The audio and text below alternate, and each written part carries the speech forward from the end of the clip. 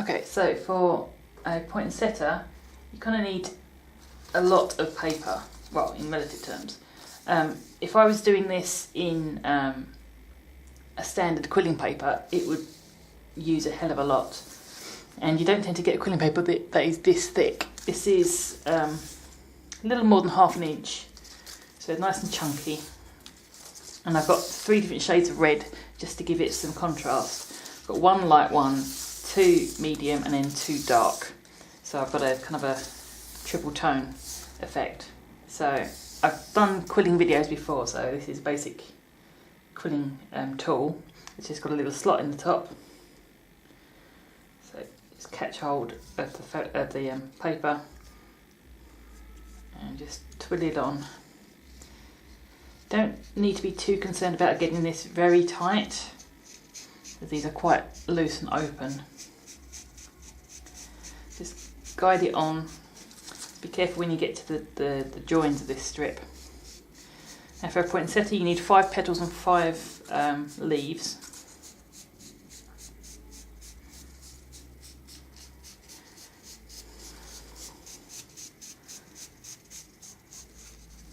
So just spin it on as fast as you dare, really, as fast as you're able. And when you get to the end, give the handle a good crank, and you can hear it kind of quacking until it stops making a noise. That's because the link you made in the middle has torn off. So that's about as tight as you're going to get on this kind of roll, and just let it go. And just gently pick that up.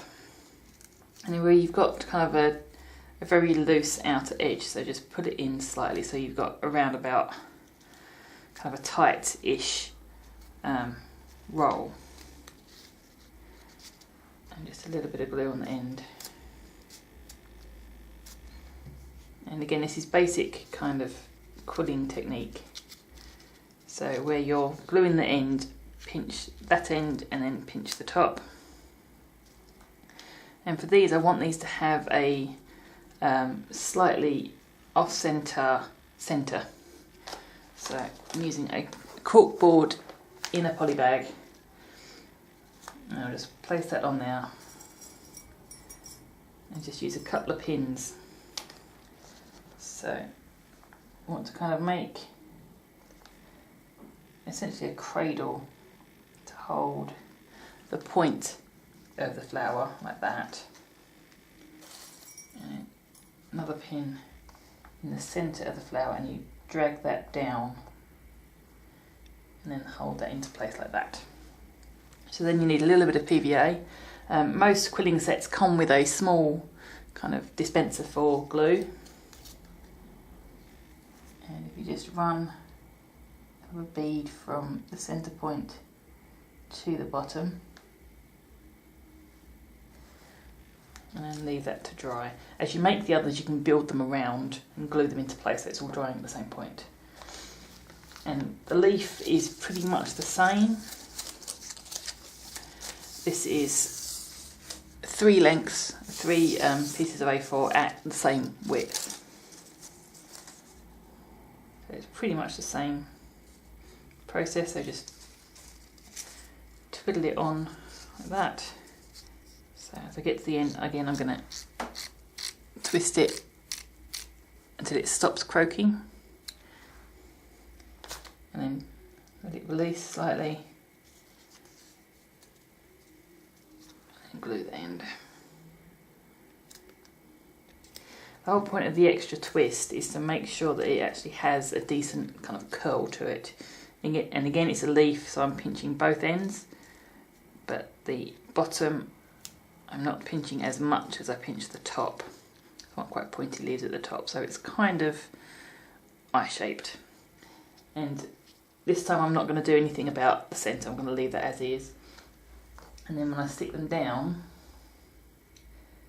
I'm just going to glue that kind of a centimetre or so above kind of the middle of the flower. And as always, you put the glue on the side where the end of the paper is, so you're hiding the end of the paper. Don't need very much.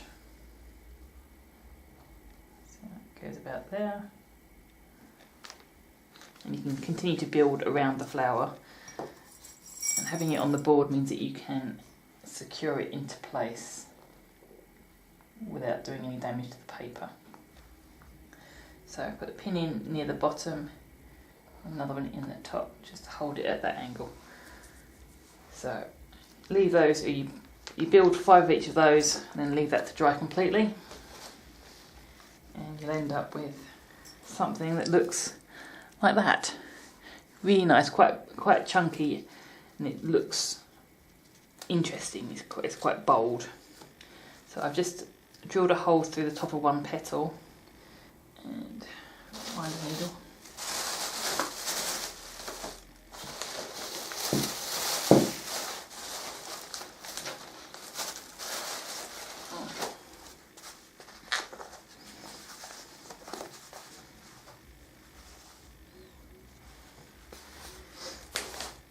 Okay, so I've just drilled a hole in the top of the petal here, gone through a couple of layers of paper. That should be enough to give it some support. This has got a decent amount of glue on, so it should be quite stable. If you're at all concerned, then stick a small piece of paper just on the back, just to kind of hold everything in,